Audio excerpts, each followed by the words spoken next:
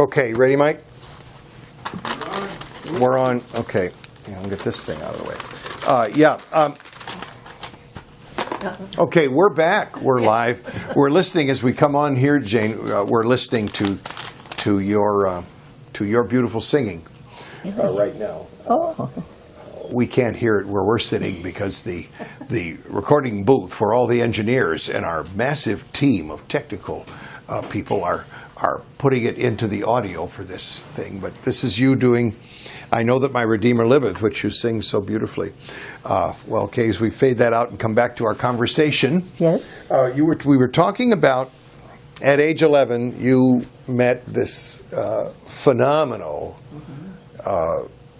woman, Mabel Jacobs, who had a career singing in Europe, in Germany during World War I. She kind of got trapped there, I guess. Graduated from St. Olaf. Okay, so roots back to the Midwest, but she wound up, I think, in Scandinavia and then down into Germany, and she sang. So she had quite a career and was a magnificent singer.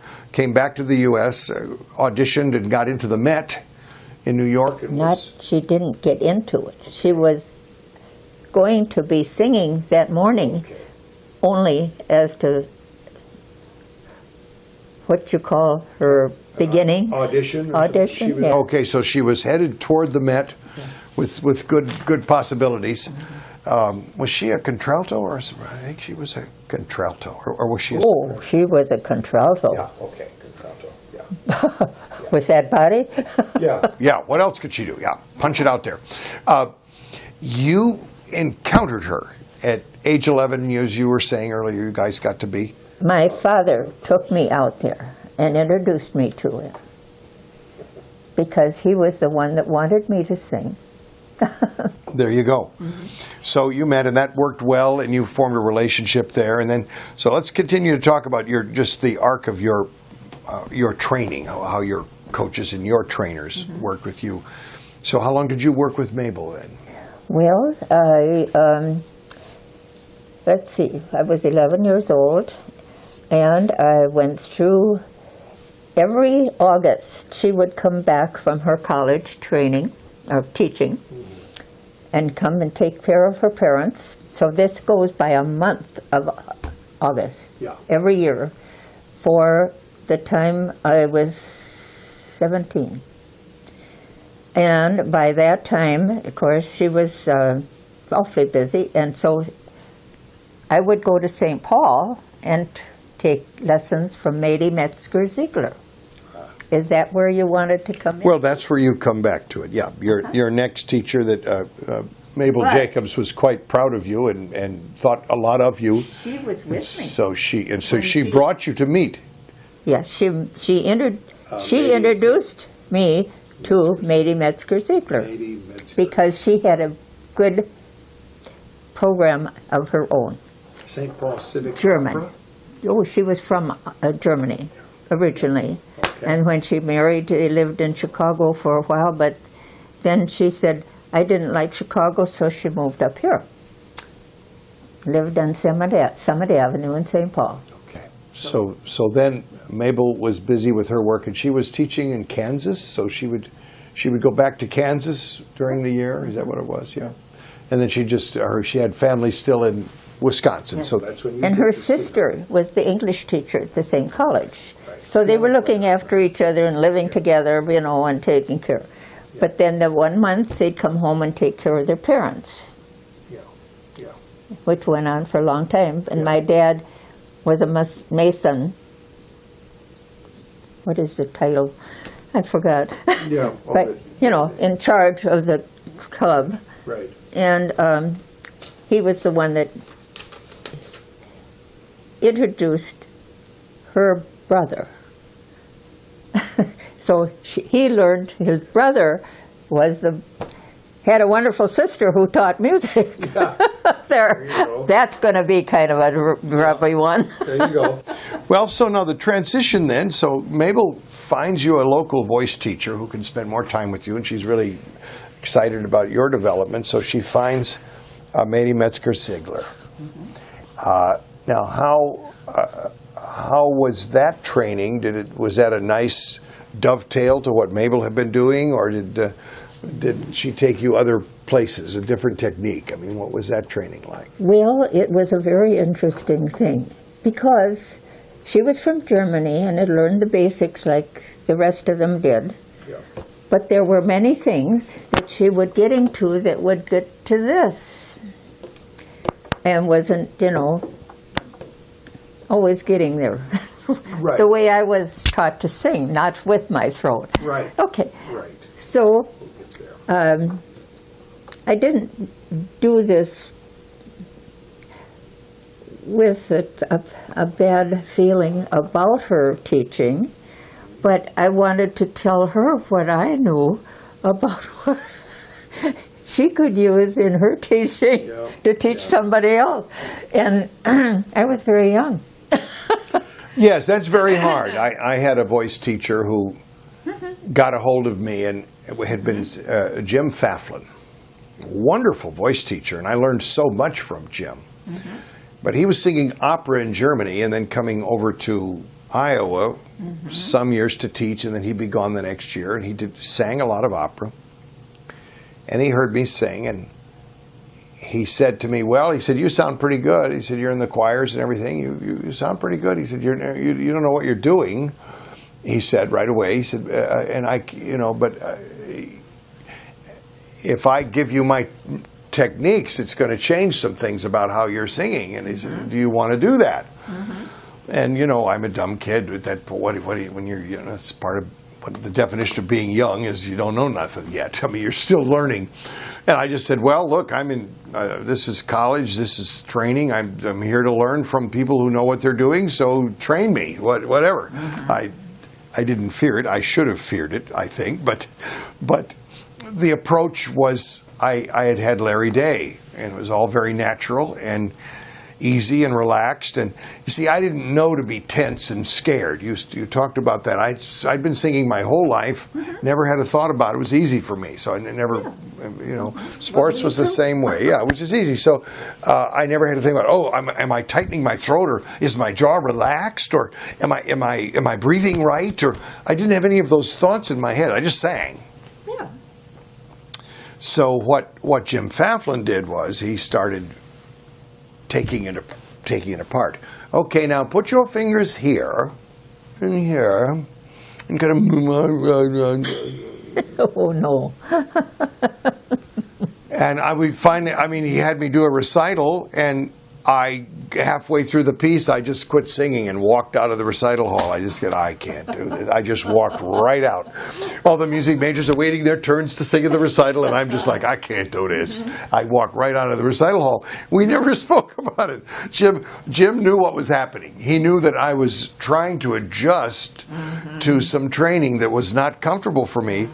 But some teachers, well, I don't know, what can you say? I guess we'd have to probably say there that people who teach voice do have different approaches. They have to. Yeah, and they know what they know and what they've experienced, and there's probably nothing wrong with any of it. If you think about it, I think where you got very fortunate as a young singer is you met someone with a powerful technique. And to me, it's the secret of really good singing that can carry you up into a career, enable you to have the kind of voice you can sing a show every night and be fresh and not tired with sore throats and all of that. Never had it. Is to understand that your body is involved in singing. You have a musical instrument. Your musical instrument is not your neck, right? And the vocal folds, the voice box, the larynx, we call it, vibrates, but it doesn't make sound. But they are not being pinched. Right. That's where it comes from. Right. You're just singing so freely. Yeah. But these things right here don't make sound. The sound has to be formed by the body. Yeah. And you got a teacher who understood that and lined up your body. And I eventually got to Liz Howe in New York. When I met her, she was the musical director of the Broadway production of Godspell. Elizabeth Howe was again, legendary New York vocal coach, and she lined my body up. And she didn't mess around. She worked on my vowels, and of course, you soon learn. Well, that's what you have to do. Got to work on your vowels, right? And this is basic, but you'll see someone who who has a nice open tone, and they hit a vowel they don't know how to sing. I love you. Well, what just happened? Right? Yeah. You butchered the U sound. You butchered the U. I love you. What happens? Well, you don't know your vowels. You've got to realize that there are ways to sing those. And Liz will get into these things, but you know, the open vowels and the partially closed and so forth. There's ways to work with all that, but you need that too. But to have this basic notion, an understanding of your body, it's simple. We say posture. And you know, we very seldom talk the vowels, because she said, I'm understanding every word you sing because you sing on vowels. Right.